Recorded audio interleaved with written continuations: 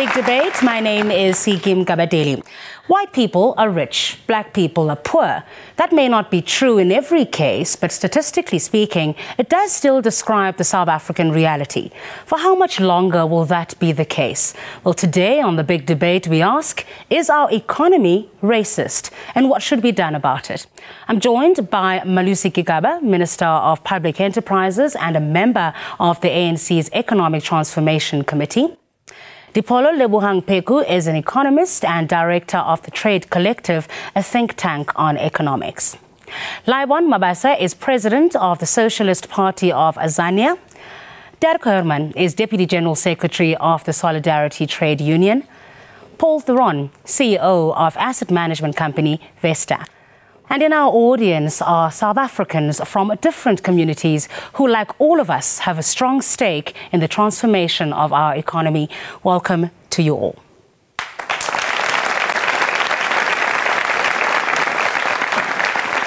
Now, before we start our debate, take a look at this.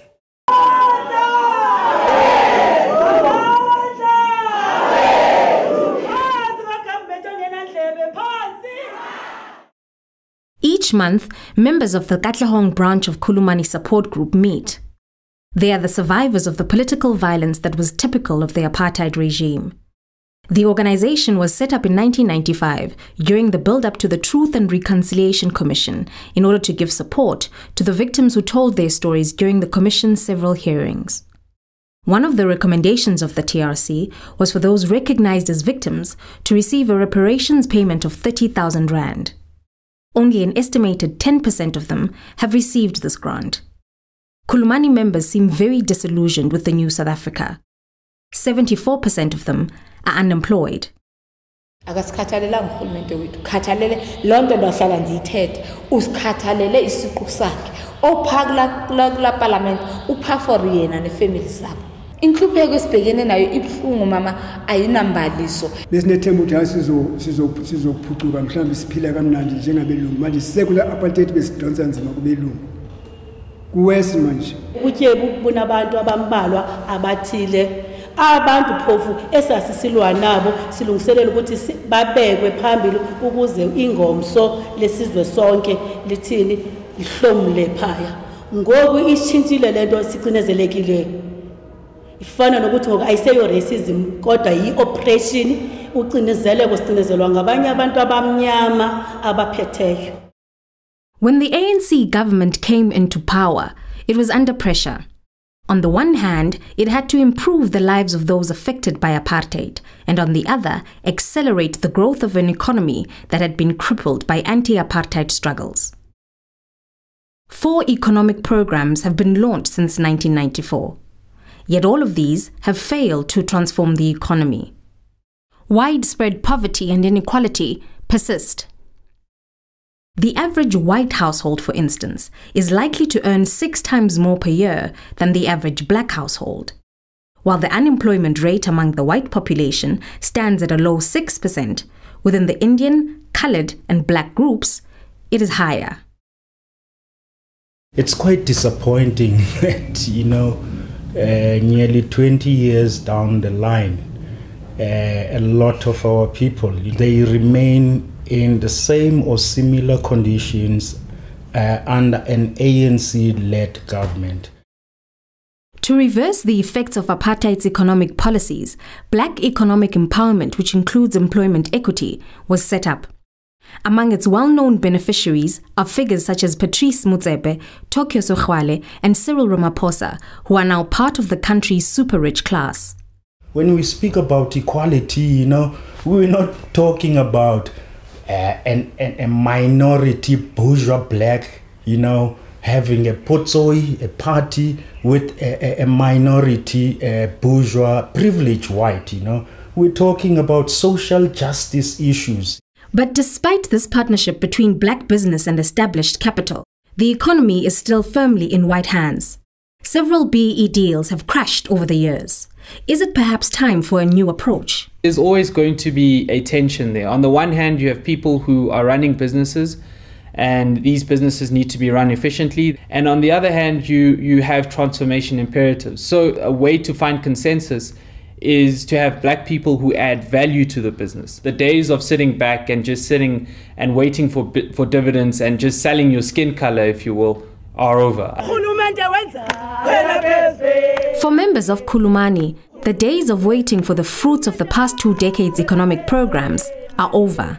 Okwakulwa sasukulwe nge-apartheid asikapheli mandla nangoku singayilwa ukuba ngaba okukwahlukaniswa ngokomnotho kuphele napha kube ezandleni zabo. Manisiki Gaba, ANC NEC member, how does that make you feel to hear people who fought so hard to put you in a position of power and now say that they want to fight you, that they feel that you are the new oppressors? The grievance of our people is genuine. Much as we have done so much to transform South Africa, to transform the economy, to provide housing, land, water, electricity to people who under apartheid never had these rights, never enjoyed them. The levels of poverty, unemployment and inequality remain very high, and the racial stratification remains very pertinent. So then who do you blame for that then? Because you're saying you've done a lot to change that. So whose fault is it if it's not yours? The fault is the system.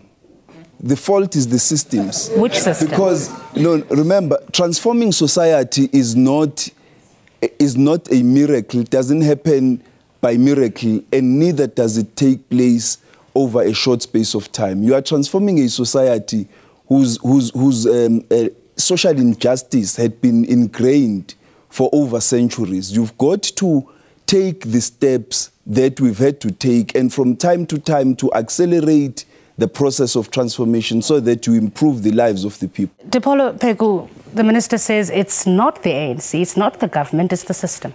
Anything that happens over a period of time must be undone deliberately and extremely pointedly. So the policy framework that we have is one that is somewhat neoliberal in that it is a laissez-faire economy which assumes that the market on its own is going to redistribute wealth. So what was the alternative then? The alternative... I think the alternative was certainly to think about far more targeted implementation structures. For example, are we targeting things like, instead of GDP growth, we need to think about things like mortality rates, education targeting, gender targeting, where are women in the economy? We need to think about, racial targeting, but not in a way that, not in the BEE model, but transferring structural power and the structural means of production and consumption into African hands as a matter of rapidity. Paul Theron, so there's this obsession with economic growth. There's this belief, this almost fallacy that's beginning to be proved to be wrong, that markets are gods, that the markets will self-correct, that we must target growth. But we've seen 19 years of jobless growth in South Africa. Look, the South African economy is like a motor car which has a 6-cylinder engine, but we're only running on 3 or 4. And the reason is we have such degraded levels of human capital in this country that it's hard for us to operate at a level which reflects our real capacity. So we're not diagnosing the problem correctly if we talk about ideologies and theories. I mean, the world economy is moving on. We need to be part of that game. We have a modern open economy, and we need to get stuck in and grow this economy so that the pie expands, so that people do better. Did we not, Minister, have an opportunity, a missed opportunity, way back during the CODESA negotiations? If you say blaming the system, the ANC was complicit, and everybody else who sat around that table was complicit in carrying on with a system that might not have been working. No. We entered negotiations, remember, having not annihilated the apartheid system. We entered into negotiations. Had we annihilated it through the struggle, we wouldn't have the need to negotiate and arrive at compromises with them.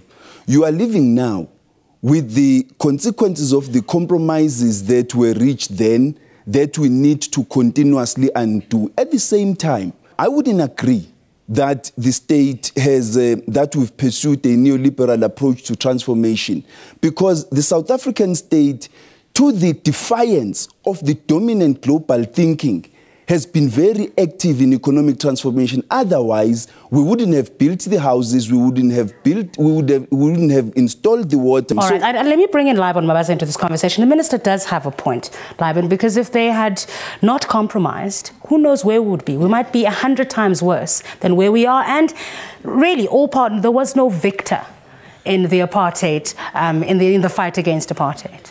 Well, I think white people will continue to be victorious even after Codesa. In Codesa, a wrong framework, which was actually anti-struggle, because Minister Kikaba, myself and others, there were certain things which we had traditionally agreed upon that we are not going to transform or improve or reform apartheid. We're going to destroy it and all its institutions. But the Codesa negotiation actually went ahead and reformed a lot. It actually took over the institutions of the apartheid regime. Dirk, Herman, so apartheid is not dead then? Well, if you look at the current situation and you look at the system, then I will say that black South Africans are now also victims of a specific system. The fact of the matter is, if you look at black economic empowerment like it is structured now, it put actually black South Africans in a position where they are actually not free.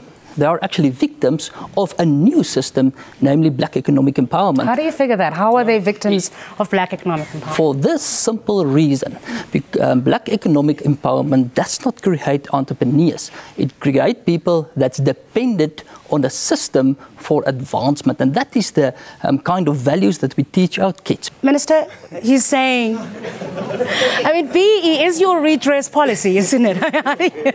It's actually amazing listening to this argument.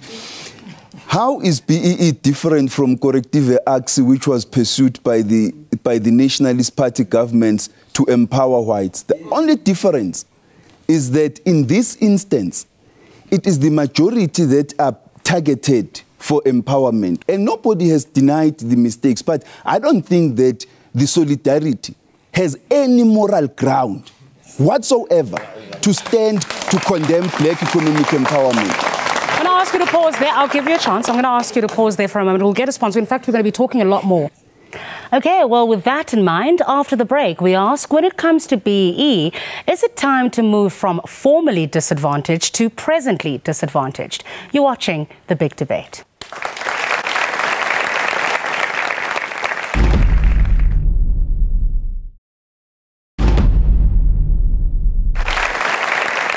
And welcome back to The Big Debate. And our question for this week is the economy racist? Now, we have Noma Russia here from the Kondomani Support Group, and you've heard what has been said by our panelists. We're talking about the need for compromise. We're talking about the system being a big problem. We're talking about it's going to take some time to redress what took place during apartheid.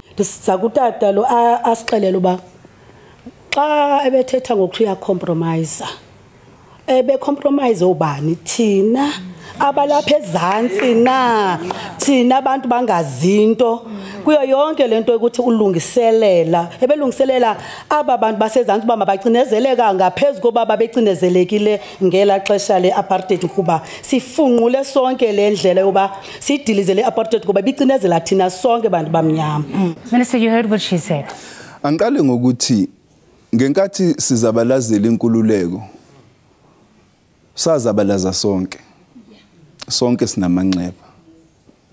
Akekho umuntu onamanxeba adlula omunye. Sonke silwela inkululeko yaleli lizwe. The compromises were not about compromising black people.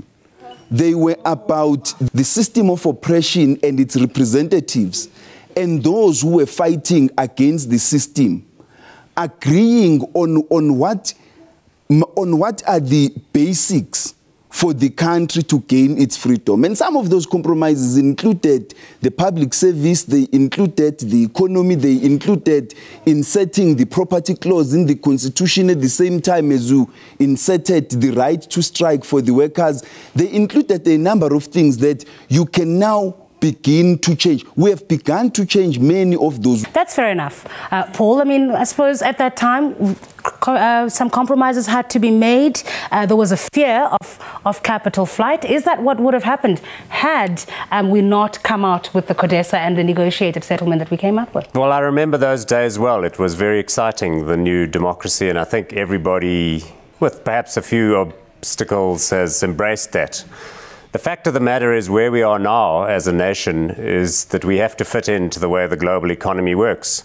Because if you go some other path, if you try to subvert the way that the economy functions globally, then you end up like Zimbabwe is, begging your neighbors to have money to run a referendum. What about Cuba, where there's a good health system? What about Venezuela, that is using the revenues from their wealth, from their oil wealth, to actually uplift their communities? What about Norway, which is also a socialist country? What about Australia, a capitalist country that said we will introduce the mining tax? And yes, there were a bit of rumblings among big business, but they stayed and they paid it. So you can actually subvert the general system and actually get on over on the other side well. Yeah, but those examples are very mixed that you've given there. I mean, I think Cuba and Venezuela you started with have some real problems. I mean, Norway, you cannot really describe as a socialist country, and certainly not Australia. Can you use those terms? No, Australia is not a socialist. I didn't say they were socialists. I'm saying if you look at the Norwegian model, right, they take their money that comes in from their own mineral wealth and they actually plow it back into social programs. Excellent idea. I mean, they've created a national pension fund which has got billions of dollars in it because they've saved the money, unlike many other resource-rich countries which have squandered it or spent it on fast cars, falcons and women. I mean, that's the kind of problem you have. This country has many entitlements which are very encouraging. It's very encouraging, the kind of resource base that we have, but we have to use it wisely. Dipolo, is there only one way of doing this? I think that I get concerned when I hear, market fundamentalism, which is there is no other alternative, there is no other way. And I think that there are several models that we can look to, but more importantly, we should also be careful not to be ahistorical. One of the things about the project of apartheid was that it was a capitalist assignment, and it didn't die necessarily because of moral outrage entirely, or because of the fervor of our resistance. It died because it was no longer sustainable, it was no longer profitable. And unfortunately, we have built the bedrock of our economy upon a series of concessions, compromises, but also by failing to redo and undo the structural deficits of inequality. We cannot continue to have the sort of policy lackadaisical or lack of continuity in policy coherence or policy making that we have seen. We jump from an RDP to a GEAR to a SGISA to an NDP, etc., etc. And although there might be a few minor differences, the impact remains substantively similar, which is that there's growing inequality. In the midst of that, we had black economic empowerment. You heard what the minister said about it and what Dirk said a little bit earlier. Do you think that's the panacea? Oh, certainly not. Certainly not in its in its current formation. I think that the ethos of it, the center of it, the kernel of it is quite useful. But again, it does not deal with structures. It deals with, it has not really put, and I tend to agree with the gentleman here that it's not really producing entrepreneurs. It's reproducing entitlement and very narrow elitist interests, which are in fact helping this is what they call the comprador class, where you have a co-opted black elite, which does the bidding of white capital. And I think that's very unfortunate. Government must actually create an environment in which business can be successful, because at the end of the day, the business side will be the much better empowerers because of the fact that they will give momentum to the economy and we will enjoy the benefit of that. So that's the role of government. And I am concerned of the fact that government try to be more and more centralized, take more and more control of the economy. And we see at this stage a situation of a weakening state taking more control. That's dangerous. All right. Minister, did the people in this room who fought apartheid fight it to create a few handful of black billionaires? Of course not. Of course not. The reality is that the transformation that we are pursuing is intended at liberating black people in general and Africans in particular. It's intended at ensuring that there is growth, through growth and development. And that is why BEE in itself, looked at in isolation, is not a panacea to our problems. The reality is you have just created a few black billionaires and people who are politically connected. But transforming society is a process. You don't do everything all at the same go. So was that one of your intended consequences? You start off from a particular base and follow that process. At this point in time, we've developed enough capital for the state to be able to intervene in a variety of ways. And one of those ways is using state-owned companies, the infrastructure development program, to implement that transformation of the economy. Laibon, your view on it? I mean, the general perception is that there's been a new black elite that's been created. Black economic empowerment was actually a political accident for the ruling party. Isn't it great as a first stage, though, where you create, role models, black role models who are wealthy, and then we'll get to the masses at some point? Of course, you already spoke about political connectedness. You already spoke about which monkey do you know at the zoo, and I don't think that's I don't think that's how we wanted to. I'm saying this framework, we knew it would not work in South Africa. The capitalist framework throughout the years of struggle was criticized by the ANC, was criticized by us in the Black Consciousness, was criticized by the Pan-Africanist Congress, and literally everybody, because considering the inequalities that existed. And but let's be fair. I mean, communism failed. We saw the Berlin Wall falling. It's not been realistic. Socialism hasn't been realistic. What do you want? What do you want the government to do? Tell the minister what you want him to do. It's a wrong assessment. I think I would quote Joe Slovo. He says, if you say, here's a garden, work in a garden, and you find the garden has not been worked, you don't blame the fork and the spade and the rake that it has not been worked. It's very illogical. We have a situation here where even if you talk about growth and so on, you still talk about that growth being located with certain people. Black people are catching hell today. They have no houses. Their schools are not well resourced. Go to Paraguay to die, and so on. And that's where we live. If everything that Laibon is saying is true, did you not then lack courage to actually try something? In actual fact, everything he's saying is not true. So that's the starting point. That's the starting point. You need to have at least the intellectual honesty to admit that there has been change in this country. Houses have been built and electrified. Water has been made available and accessible even in rural communities. Now, admitting those, that you have introduced these policies which have changed the lives of the poor, you must then go further to admit that there are still enormous challenges ahead of our democracy. Now, that's intellectual honesty. Let me hear what the audience thinks about this. I'm going to take 2 or 3 voices from the audience.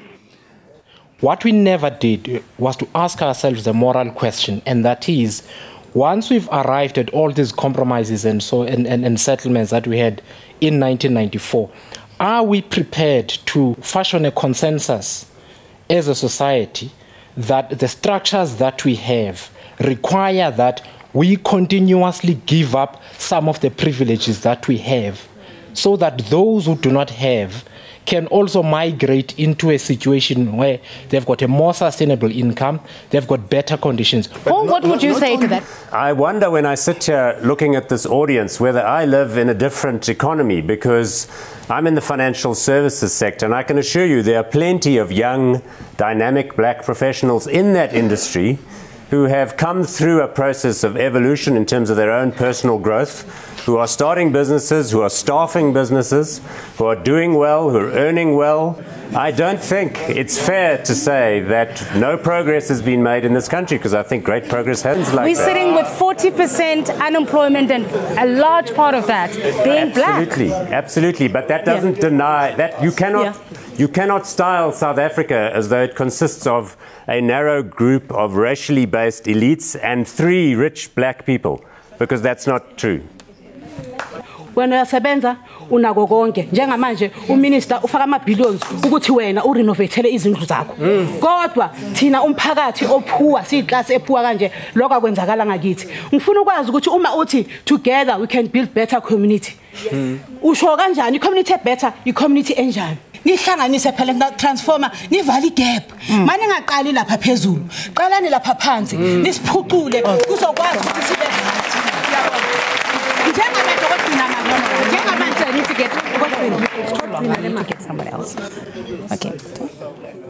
to the minister, umama uthi yini into enzima, and the minister says the system. What is it? When you say the system, and you've got people without textbook, what is the connection between the textbook and the system that we're talking about? System that we are trying to transform is not going to be transformed through dreams and wishes. You have to engage with it. At times it's a struggle. That's why umama ubeqinisile umethi sisemzabalazweni la umzabalaza uphelanga ngo1994 ngoba naku kuthiwa sekukhetha uhulumeni omnyama.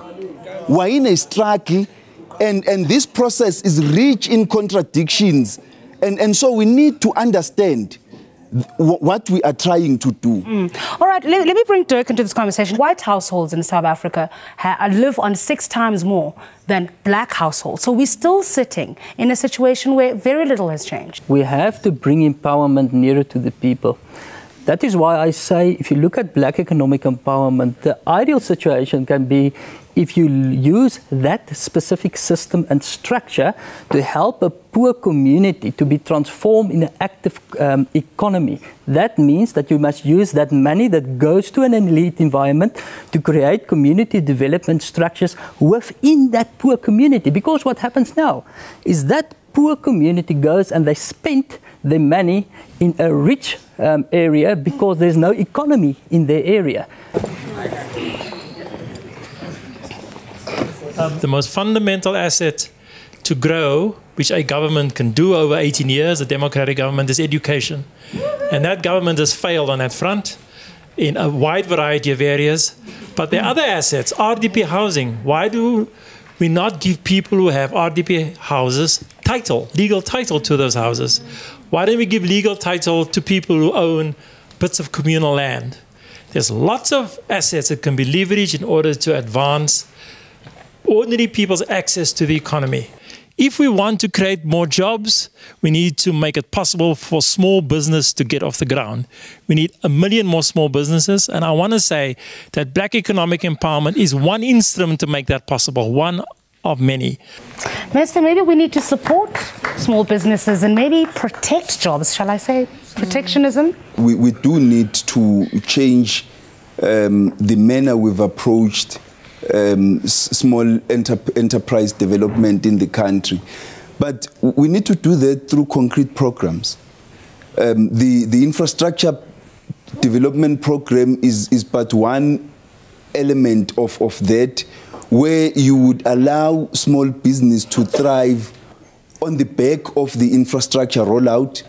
And that is why it's important for the state to participate in the economy, because the laissez-faire market fundamentalism approach that Professor James has just spoken about is not going to create the jobs. It's not going to protect even the current jobs. In the face of an onslaught against employment, particularly arising from the global economic crisis. All right, Depola, I see you're looking very uncomfortable at that statement. No, not uncomfortable, but I think that Minister Gigaba is speaking in oxymorons, and I think somehow saying interesting things, but there's such a distance between what he's saying and what is actually happening. We do need more state, but we need a state that is coherent. We need a state that is not involved in patronage and cronyism. And I think that is the dissonance between what I'm hearing and what is actually the situation, which is why the Gini coefficient in this country is growing. We are the most unequal country in the world. We are more unequal than before 1994, which is a bit of an indictment. Well, after the break, we hear from someone who believes that white South Africans owe the rest of the country an apology. And we ask if corporate social responsibility is part of the solution. This is The Big Debate.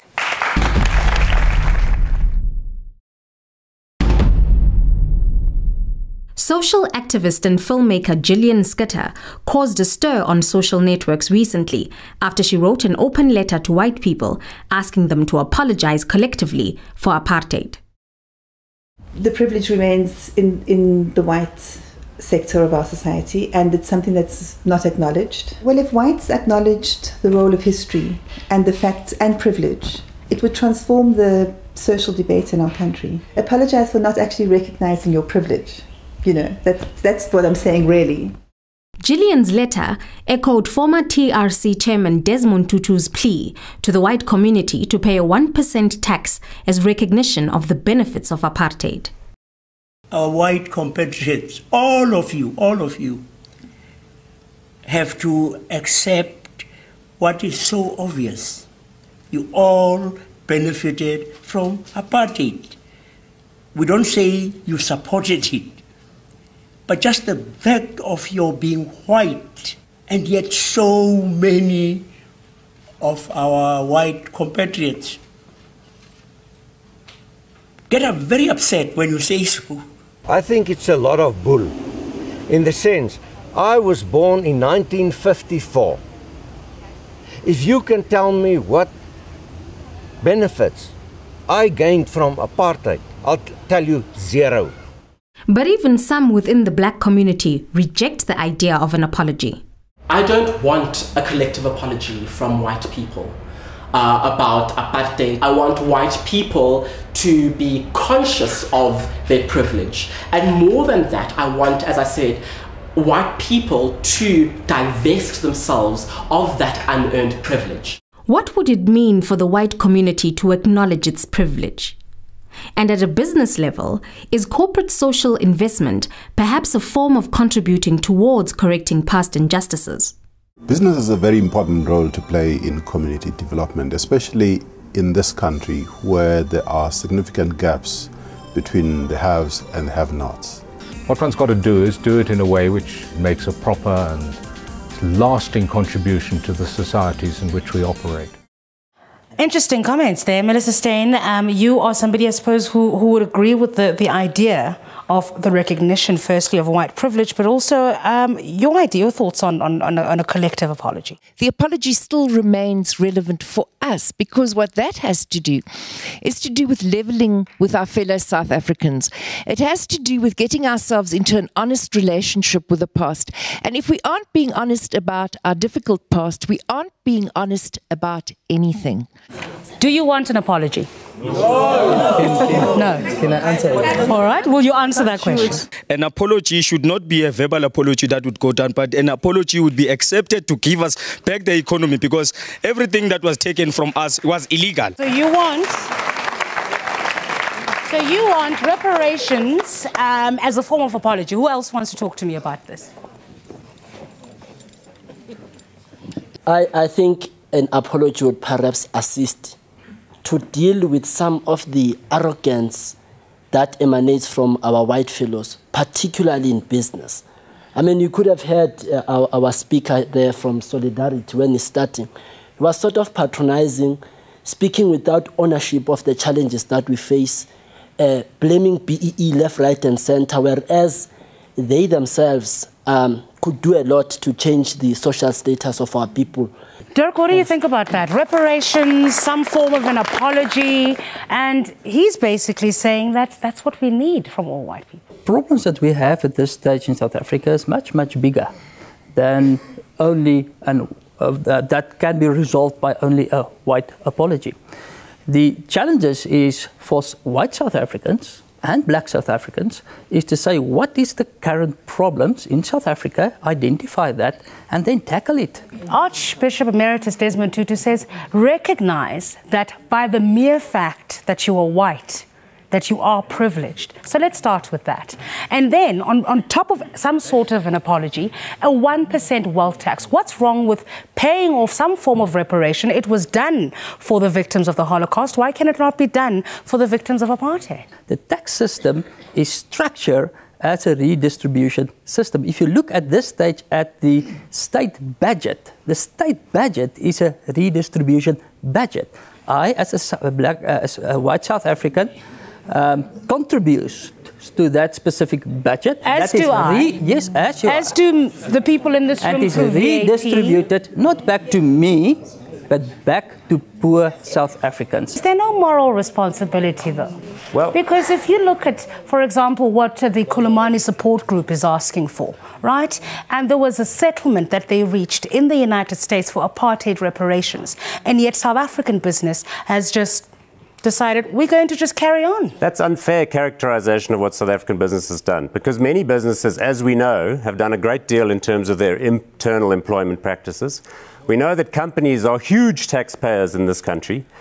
Taxpayers, corporates, as well as individuals, in aggregate, shell out R1 trillion a year, which we give to this comrade here on my left, who we elected, so I'm not complaining, but I'm saying that the way they spend it is a function of what they deem to be the best allocation of the funds. I think, for example, it may be argued that more money ought to be allocated to social grants in this country and less money to benefiting the privileged elites that fly on SAA, to chasing down fancy homes for government employees, to chasing down fancy homes for government ministers. But you are being simplistic. You are shifting responsibility. But South African business is actively investing in this country. We are talking here about, you are actively investing in what? You are sitting on money that you ought to be investing to create jobs, but are not doing so. But South African companies are investing every single day in expanding their productive capacity. And you are sitting on 530 billion rand. If you've been out into our economy, you've noticed, no doubt, all of the new shopping malls. You've noticed all of the new retail businesses. You've noticed all of the new factories. Let me hear what our audience has to say about this.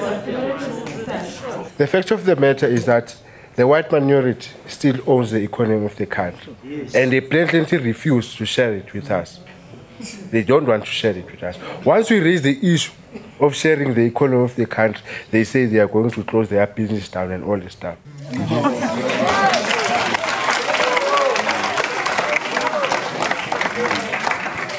What we need to be aiming at is equipping people. So instead of I'll give you a house and I'll pay you a salary in the form of RDP and social grant, we rather equip a person to economically participate and earn an income enough so that they can build their own house.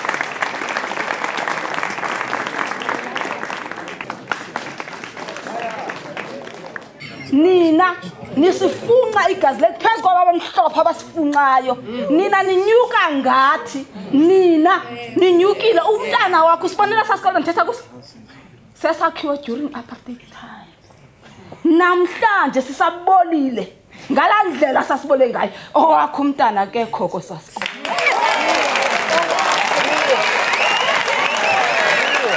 How do you react to the anger? How do you react to the anger and the emotion?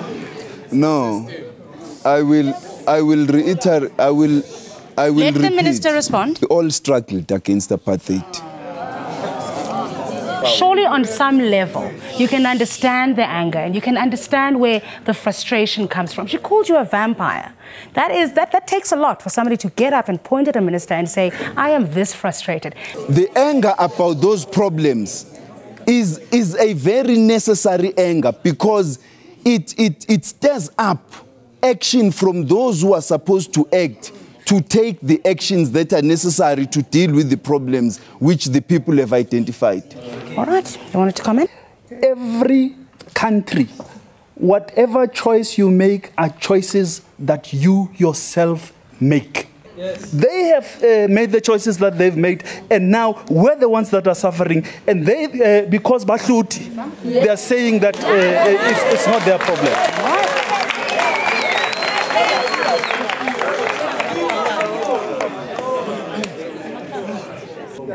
Sihlele emkhukhwini abantu abahlala emakhaya namahloni angifuni ukuthi mina ihlobo zami sizezize lapha mina ngihlala khona ngenxa yokuthi mina mangithi ngiyongena etoilet la kwami mina liyanuka liyawela ngihleli mina emkhukhwini nina nilibele niyanikhuluma isilungu esisidudla lapha yana. After the break, we're going to discuss some concrete ideas for deracializing our economy and sharing the fruits of our democracy. You're watching The Big Debate.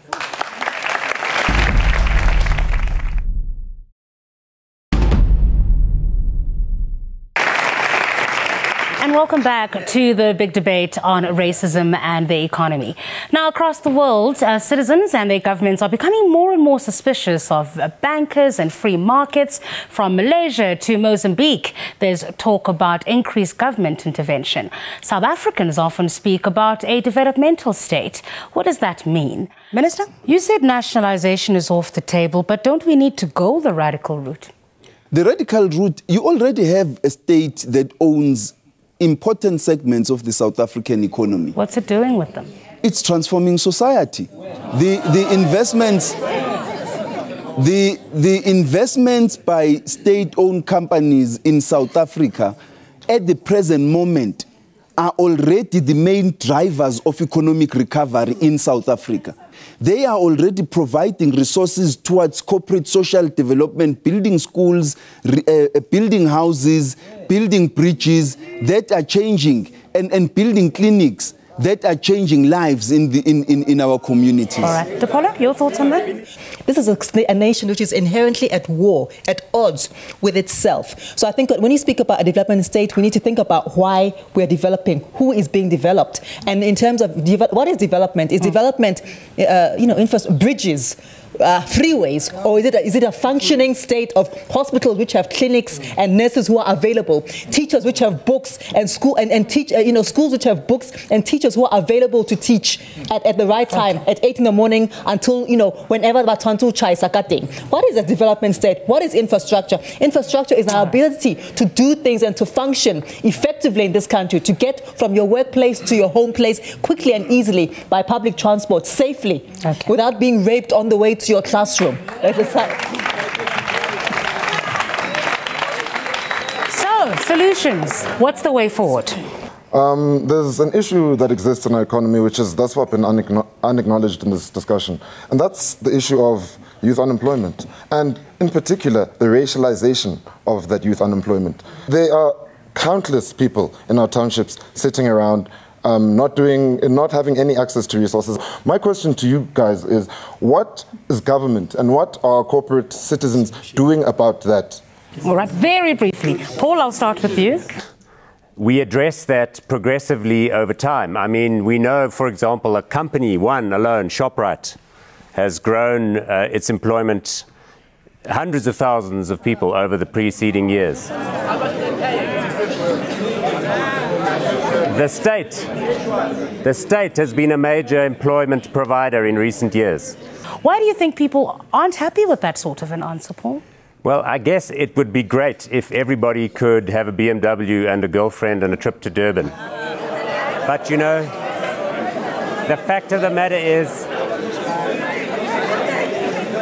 we have many graduates who, when they graduate, they buy townhouses, they buy cars, and they divorce themselves from the townships and rural areas that they come from. We need to be asking ourselves, how do we go back and give back to ensure that the young people who come from the same township that we come from, we are able to uplift them and improve the education that they're getting.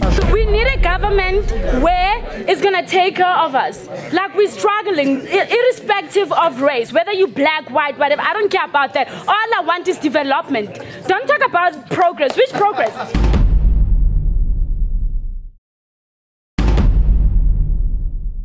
As you wrap up and you give us your final thoughts on the topic for today, I'd like you to also reflect and respond to some of the things that have been said. I'll start with you. For us to transform this economy, to start saving the interest, particularly of the black majority, we cannot avoid the issue of nationalization. After all, the wealth that has been bestowed on white people, it started with the question of a nationalized economy. Let me get a final word from Diplo. When we speak about reconciliation, we need to expand this to speak about reconciling the economy out of the hands of the minority into the hands of the majority African people. And I think that we can do this in a way that does not get people's backs up, people talking about going to Australia, talking about, capital flight, etc., etc. But we need to understand that this is an African country, and I think that we shouldn't be apologetic about that in terms of owning the economy.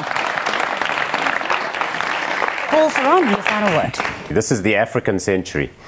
We have a young population, we have many natural resources, we have great potential. So the fact of the matter is everybody in this country has to make a contribution. Sure, there is a great deal that has been done wrong in the past. We have an economy which has many distortions. But I believe that the combination of business, and that means, of course, big businesses, small businesses, people who employ a lot of people, people who employ only one other person, can all do a lot to improve the lives of all of us. And our government, of course, has a crucial role to play in that, because they are our democratically elected government. They spend our money for the betterment of our society. Dirk Herman, your final word. If we want to transform the economy of South Africa, we have to transform the education system as well, because the situation at this stage is that only 31% of black South Africans has a matriculant certificate. Only 2.9% of them has a further qualification. With that education input, it's going to be very difficult to transform the economy. So my call on government will be primary focus on primary school level. Transform your system so that we don't have a dysfunctional school percentage of between 80 and 90%. And if we can start there, then I think we can realize the dreams that we've heard from those young people over there. Minister? Thank you. We need, as the leaders in our country, in all sectors, to acknowledge the genuine grievances of our people. We need to pursue sustainable development, to change the fundamental structure of the South African economy. We need to improve the social lives of our people through education, health, and social welfare.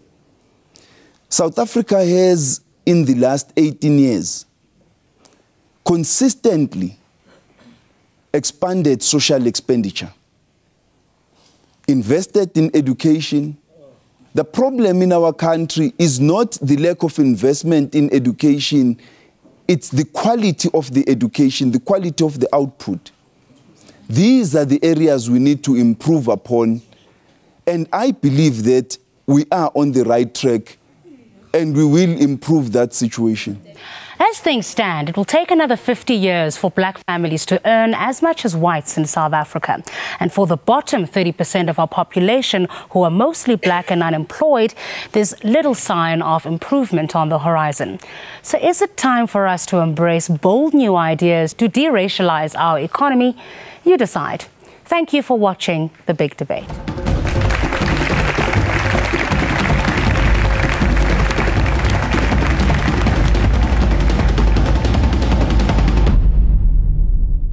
If you want to continue the debate, tune into SAFM tomorrow between 9 and 10 a.m.